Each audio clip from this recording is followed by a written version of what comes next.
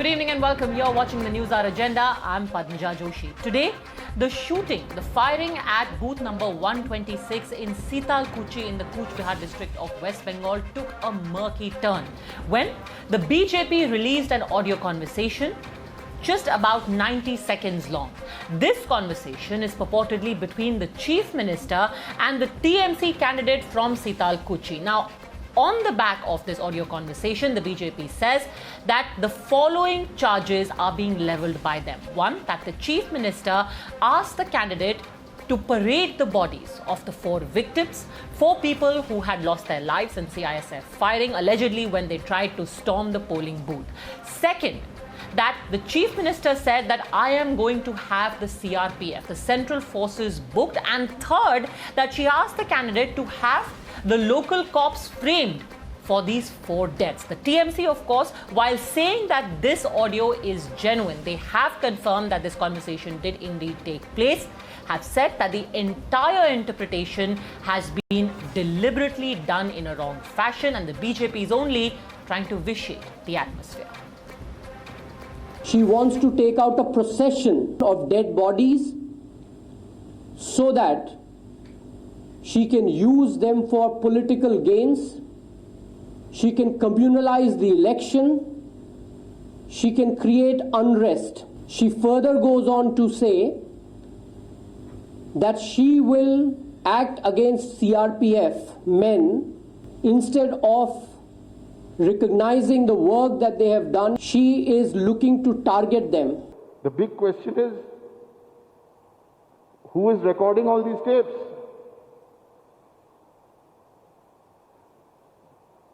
Who is giving such inputs to the Home Minister of the country and everybody else? But we will fight all this politically. Now remember, the context of this conversation is very, very important because this is the district that is going to be among the seats that votes tomorrow. It's extremely crucial for the BJP. Cooch Behar in the Lok Sabha election voted decisively for the Bharatiya Janata Party. So it's a tough fight between the two parties. What really is the truth of the Sital Kuchi tapes? Have they been misinterpreted, misrepresented in order to take political gain? Or is this the most explosive conversation or confession in poll season? You're watching the News Hour at 10, debate number 1 on Times Now, Super Prime Time.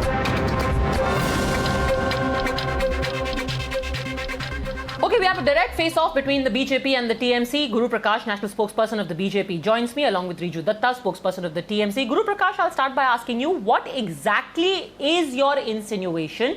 Tell me the exact part of the tape which you think or you claim is incriminating. Because the TMC has clearly said you are lying and misinterpreting. Padmaja, the politics of TMC, the politics of violence, the tape clearly shows and indicate the evil design of the Chief Minister. She has deliberately indicated in the tape that there must be a procession. At many levels, at multiple layers, this is criminal. Politics of minority appeasement out in the open. Politics of violence out in the open. Misuse and abuse of state power out in the open. Mamata Banerjee, TMC, they have no vision, no imagination when BJP leaders are talking about issues, talking about development, talking about the participation of women in decision making, talking about recommendations of 7th Commission applying. Okay. No, let's stick to the point. To this. Okay, so this your contention is that country. This alleged conversation which says don't let the bodies be cremated or let them not be buried, we are going to take out a procession, was an effort to communalize. And let me also put that in context, by the way, that Sital Kuchi is one of the areas in Cooch Behar which has the highest Muslim concentration. 36% of the voter base here is Muslim. So this was an effort to use the death of 4 men, unfortunately all of them Muslim, Riju Datta, in order to communalize this particular constituency. Literally politics over dead bodies. Riju Datta.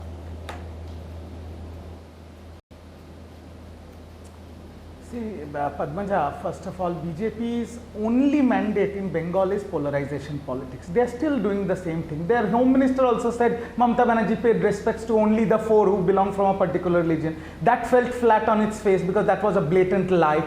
So, bottom line is, Mamata Banerjee that's actually not true, sir. I have already proved this in the past also, that the first letter the TMC wrote to the Election Commission about the firing mentioned only 4 people. But let's move beyond that. First of all, can you confirm or deny that indeed the Chief Minister in her conversation with the candidate says, don't let the bodies be buried, we will take out a procession. Is that a correct interpretation, yes or no? Can you, if you give me an uninterrupted 10 seconds, then I can talk about it. See, the bottom line is the Prime Minister, the Chief Minister of the state received this news on poll day 15 minutes after this shooting has happened.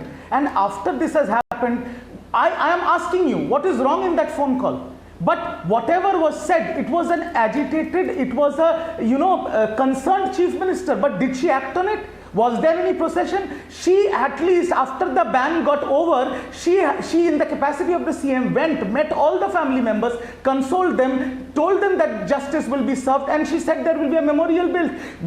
This same okay, great, but you still haven't answered my very pointed question.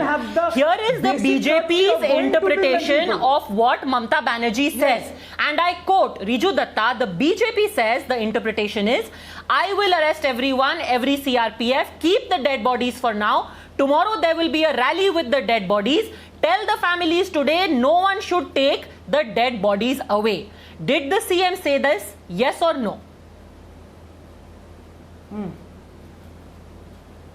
It is heard on the tape. And again I am saying, what is wrong in that? Did she do it? Did she do it? And when she said that she will arrest the culprits, the CRPF who killed 4 boys, yes. The High Court, Calcutta High Court has ordered a CID probe into it, and all the culprits will be caught, including the SP who filed a fake narrative, which is complete in so you're saying it is on the tape and it is correct. She did say it. You have to now explain, Guru Prakash, what is wrong in it? What is wrong in taking out a rally with the bodies? Why do you find this objectionable, Guru Prakash? No, it is not wrong. But Riju bhai, we have had. Please don't spin it in a Riju, it is my chance. Riju, let's have a civil discourse. I am not spinning, sir. I quoted to you verbatim Riju, it's my turn. What was said, Riju, and then you confirmed it is indeed correct. Yes. So let Guru Prakash explain why he finds it offensive. Guru Riju, Prakash. I have great respect.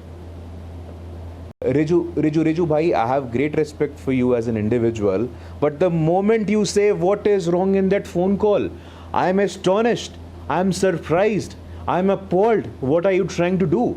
The people of West Bengal have seen in the last 10 years, they have bore the brunt, the sheer politics of violence, the sheer politics of minority appeasement, special fund allocation for imam boards, special fund allocation for madrasa. Is it an extension of that minority appeasement politics, Riju? Yes or no? Time and again, you said it on 2 occasions in the moment of last 25 seconds that what's wrong in the tape? If you can't see anything immoral, illegal, unlawful, unacceptable in the tape, I have to raise question mark on your intelligence, Riju bhai. I usually don't do that, but please admit, please have the grace, please have that dignity to accept that it is a failure.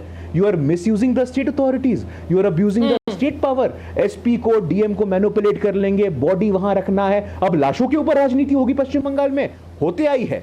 In 2018, parading with dead bodies is maybe a tad distasteful. I mean, I could be completely wrong, Riju Datta. What do you want to do? But it is a tad distasteful, don't you think, to tell families, don't perform the last rites, we will carry out a rally. However agitated you are, that does seem a bit cynical when it comes to politics. Padmaja, first of all, my dear friend Guru Prakash, I am very fond of him and I congratulate him on his book as well. But that bottom line is, it is very rich coming from him as a BJP spokesperson when they talk about violence and bloodshed. When their white kurtas are littered with the blood of the innocent from Godhra to Delhi, they are giving us lectures on violence. They have normalized violence and bloodshed in India. Their system has failed completely. They are talking about Rajniti on dead bodies. Today to the Election Commission, BJP's letter said, we will not stop this election, and I urge the Election Commission to extend the entire constitution provisions to the remaining phases so that my candidates can do their rallies. They are killing people on a daily basis. The UP Chief Minister, after being positive, did a rally here and then went and got into isolation back in UP. And they are talking about Rajniti on dead bodies. Now you are digressing. Very rich coming from. Now you are digressing. You are saying it is normal. It is normal to use dead bodies, and I'm sorry for using that word, but it does seem that there was an effort here to use dead bodies in order to score a political point by carrying out a rally. However, you have made an important point, Guru Prakash. He says that this was an agitated outburst, but this rally never really happened. This rally never really happened. The bodies were eventually buried. So this was just an agitated outburst. And this was within 15 minutes of the death of 4 innocents. So it was an outburst, Guru Prakash. No. Riju bhai, you easily go to UP, you easily go to Gujarat. But do I need to remind you again? More than 130 of our Karyakartas brutally killed Riju bhai. Let's not even go there. Let's not even take that path. Women have become widows. Children have become orphan. आपके हाथों में खून है. What do you want to do now? What are you suggesting? The politics of violence which we have seen, you have institutionalized in the state of West Bengal. The people are no longer interested in that politics, unfortunately, sir. When we are talking of issues, please come. I am absolutely surprised. Why don't we debate on the real issues of development? Let's debate on Ayushman Bharat scheme. Let's debate on infrastructure. Let's debate on the idea of Sonar Bangla, the new Bangla which we are going to create on May 2nd. The amount of visceral attitude that you have shown towards Election Commission of India, Central Armed Police Forces, the people of West Bengal, the people of India are seeing that. And there is another part very specific, because I don't want to get into generalities. I want to ask very specific questions about some very specific things that have been said in this conversation, which you yourself have accepted is genuine. Riju Datta, there is a point at which the Chief Minister asked the candidate, who are these people? And he says, Hamare log the. These were our people. Now, I find this interesting because these people who the candidate says Hamare log the are actually people accused of storming a polling booth and trying to snatch weapons from central forces. So, are you saying that this was in fact people associated with the TMC? What does Hamare log mean?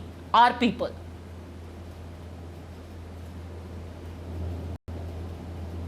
I see. It is up to interpretation. Times Now can call them violent agitators without any video evidence. We call them martyrs who were shot point blank range by the armed forces under the instructions of the Home Minister. It is to each their own. But what I am going to say is that I am just going by videos in the public domain, videos which have the people roaming around with lathis. Yes. And another video of people trying to break the lock at the polling booth. Anyway, I am just going by the evidence which is there in public domain. I am sure you've seen it as well. No. So this is not interpretation. Anyone with a lathi generally is not a very peaceful person. The videos and anybody with an automatic machine openly firing at close range to shoot people is a criminal and a murderer who should be punished and put behind bars no matter what uniform they are wearing. And talking, my dear friend spoke about the Sonar Bangla the difference is that somebody who has a licensed weapon, whose job it is to maintain law and order, can be carrying that weapon, but civilian population running around with lathis and breaking down a door is generally considered a crime. His job is not to kill people. His job is not to kill people. His job is not to kill people. Padwaja, in self-defense, actually, the law allows you to do that. Can call them terrorists. I call them martyrs. No, I have not made my mind. I'm just going by. But just a second. Narrative that is being peddled by the BJP. It is a fake narrative. Okay, so everything is a fake narrative. I think. BJP counterpart. Okay, everything is a fake narrative. The BJP counterpart said.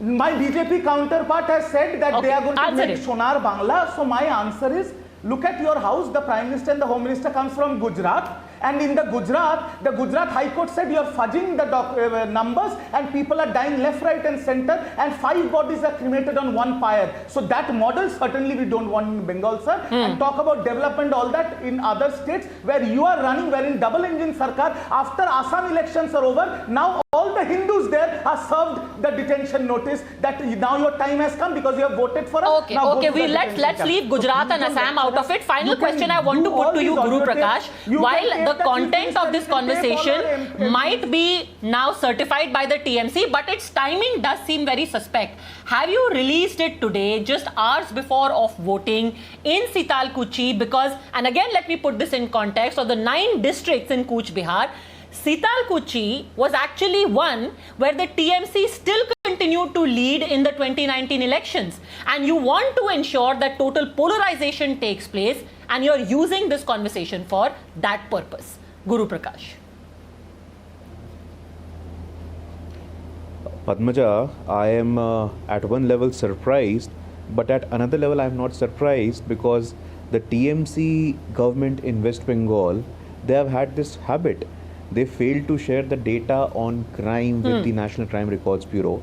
My friend Riju Datta, I am happy for one thing, that he still has faith in the Indian judiciary. He quoted Gujarat High Court. But my friend Riju, I would also like to remind you what happened at Calcutta High Court in that corruption case, where you don't want to be inquired by an independent CAG. You don't have any answer. You have no locus standi.